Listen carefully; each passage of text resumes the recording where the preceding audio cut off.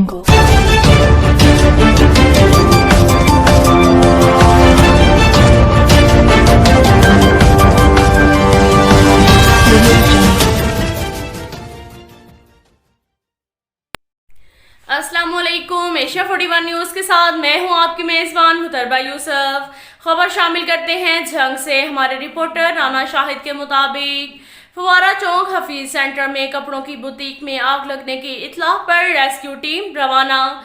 Collar की इत्तला के मुताबिक कपड़ों की बुटीक के ऊपर वाले फ्लोर में आग लग गई। कॉलर के मुताबिक आग शॉर्ट सर्किट की वजह से लगी।